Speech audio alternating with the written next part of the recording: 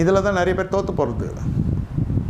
இந்த ஊழியத்துக்கு வந்தாச்சு, தேவனை இங்கே மனுஷன் கீழ் வைக்கிறாரு, எலிசாவே எலியான் கீழ் வைக்கிறாரு. அண்ணன் எப்போ சாவான்னு எப்போ காலியாகன்ற மாதிரி இல்லை. இன்று எஜமான் எடுத்துக்கொள்ளப்பட போகிறார் என்று பரவலை தீர்க்கதரிசிகளுக்குள்ளே இது பேச்சு தலைப்பு செய்தியாக போய் கொண்டிருக்கிறது.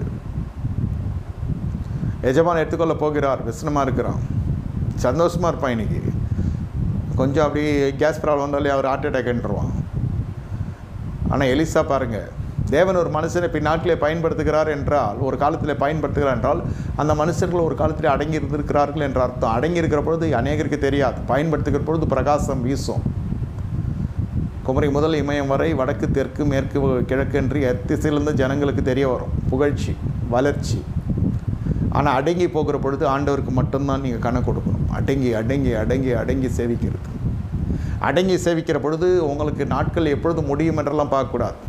இந்த நாட்களை நான் நன்மையாக பார்க்கிறேன், எல்லா நாட்களும் கர்த்தர் நன்மையாக படைத்தார். நேரம் போட்டு காலம் போட்டு தேதி போட்டுலாம் சில பேர் ஜெபம் பண்ணுவாங்க, அது ஒன்றும் வாய்க்காது. விசுவாசத்தை மட்டுப்படுத்தி சொல்லலை, நீங்கள் அடுத்த கட்டம் வரணுன்றதுக்காக சொல்கிறேன். நீங்கள் பரஸ்பரமாக எடுத்துக்கொள்ளணும். தேவன் நியமித்த காலம் வரை இந்த சிலுவை என்னோடு இருக்கும், இந்த சிலுவையை ஜெயத்தோடு நான் தூக்கணும். அப்போ தான் அடுத்த கட்டத்துக்கு நான் போக முடியும். அது குடும்பமாக இருக்கும், புருஷனாக இருக்கும், மனைவியாக இருக்கும், பிள்ளைகளாக இருக்கும். இதெல்லாம் சீர்கெட்டு ஒழுங்கின்மையாக பூமி இருந்தது போல் வீடு ஒழுங்கின்மையாக இருக்கும். இந்த வீட்டை விட்டே நான் போகிறேன்னு சொல்லக்கூடாது. அந்த வீட்டை ஒழுங்கின்மையாக இருக்கிற இடத்த ஒழுக்கத்துக்குள்ளும் ஒழுங்காய் அமைக்கிறது தான் உங்களுடைய பணிவிடையாக இருக்கணும். இந்த முள்ளான வாழ்க்கை, இந்த பெண்ணை நான் திருமணம் செஞ்சு படாத பாடுபடுறேன், நான் அந்த மனுஷனை கல்யாணம் பண்ணிவிட்டு படாத பாடுபடுறேன், இந்த வார்த்தையெல்லாம் சொல்லியிருக்கேன்னாக்கா உங்களுக்கு அழைப்பும் கிடையாது.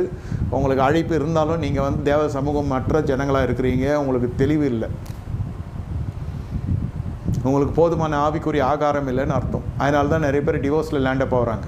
விரும்பி கல்யாணம் பண்ணி கட்சியில் விரும்பி வானான்ட்டு வருவாங்க. ஆமாம், இதெல்லாம் தேவையில்லை. எனக்கு இதை கட்டில் சிறந்தவர்கள் இருக்கிறாங்க, என்னை புரிந்து கொள்ளுகிறவர்கள். இது எதையும் புரிஞ்சிக்காது, ஆனால் இதையெல்லாம் புரிஞ்சுக்கணும். பேச்செல்லாம் அப்படி தான் இருக்கும். எல்லாம் இந்த நேம் ஆஃப் த லார்ட். ஏன் கர்த்தர் என்னை கொடுத்தார், கர்த்தர் கொடுத்தார், கர்த்தரை எடுத்தார்னு சொல்ல மாட்டாங்க.